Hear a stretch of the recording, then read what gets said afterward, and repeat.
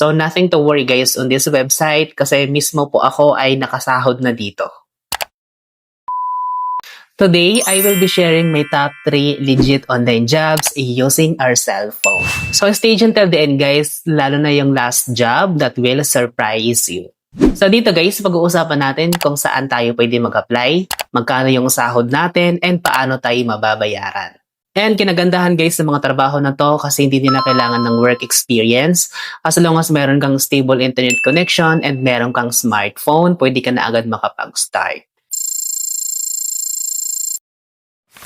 First job in our list ay itong product tester.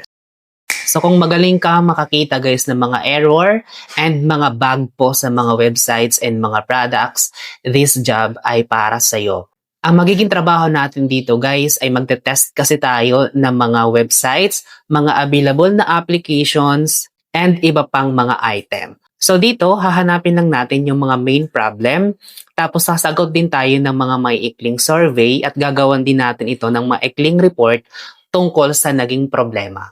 And after that, magbibigay tayo ng mga suggestions kung paano mapapaganda ang isang produkto. Alam nyo ba guys na may mga malalaking company po na handa magbigay ng mga hundreds of millions para lang ma-test and para maitama po yung mga errors bago ito ma-publish or bago ito ma-market.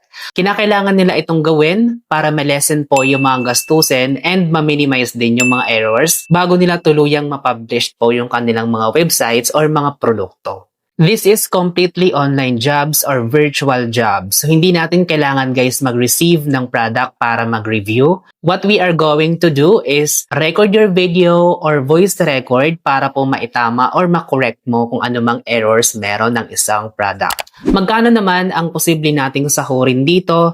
Guys, mag-range siya sa $5 to $15 per hour. Performance-based din siya guys. Paano naman tayo mababayaran? So, available siya guys for PayPal and Payoneer. Basic requirements guys ay stable internet connection, computer po or cellphone. Ngayon naman, paano tayo mag-a-apply? So, you can apply here sa testing time. This platform guys ay legit.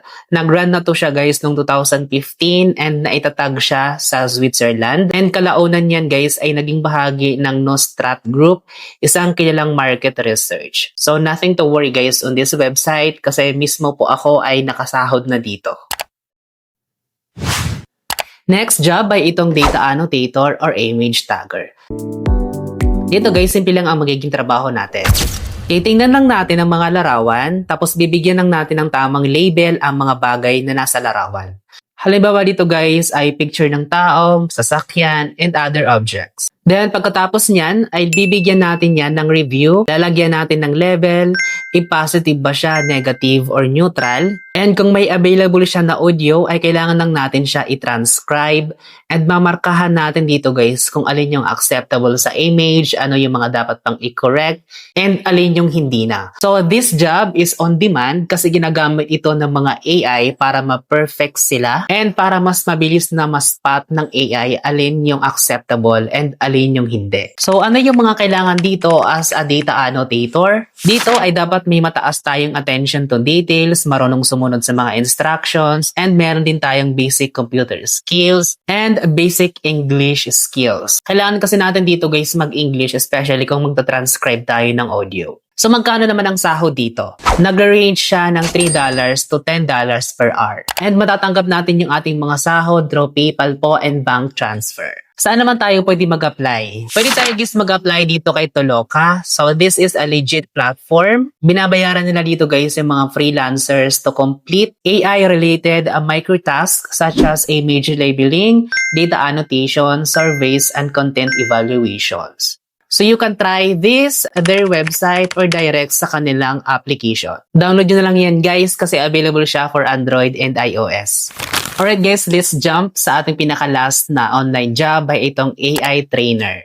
So basically, ay ititrain lang natin si AI through audio or video recording. Dito guys, yung magiging task natin ay bibigyan tayo ng parang short script lang. Tapos ibibigay natin ito kay AI. Kumbaga, bibigyan natin ng task si AI. Ngayon, kung ano po yung naging output ni AI, depende po sa task na ibinigay natin, you are going to correct it Mapa-audio man yan or video. And hindi lang yan, bibigyan mo rin si AI ng mga image, tapos ipapakorek mo sa kanya. Ngayon, kapag hindi mo nakuha yung gusto mo dun sa naging output ni AI, doon na papasok yung correction mo.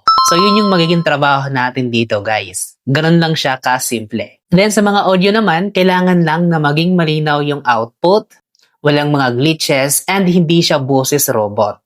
The next one ay magbibigay rin tayo ng mga prompts. Dito ay bibigyan natin ito kay AI, tapos pagbabasihan lang natin kung ano yung naging response dito ni AI. And alin yung mga dapat iwasan. So in short, i-rate lang natin dito yung performance ni AI.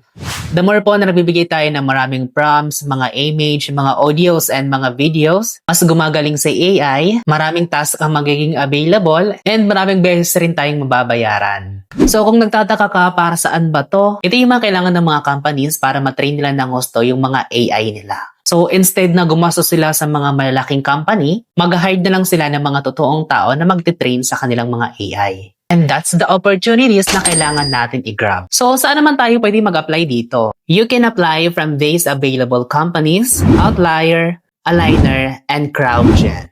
These are the companies, guys, na nag-hire kahit wala pa tayong masyadong experience when it comes sa pagtitrain po ng mga AI, as long as you have an stable internet connection and you have a smartphone to start. So dito pwede po tayo sumahod ng $8 to $11 per hour. Depende po sa skills and performance-based po sila dito. Paano naman tayo mababayaran? Through PayPal po, bank transfer, and Payoneer account. And that's the end of our review, guys. I hope this video helped you to decide which job you are going to apply. And paalala ko lang, do your own research ha. Huwag kayong magbabayad ng mga upfront payment. Baka ma-mislead nyo yung mga online jobs dito. Mag-ingat lang tayo sa mga scammers. Thanks for watching, and don't forget to hit that bell icon and subscribe me on this channel. See you on my next upload. Bye for now.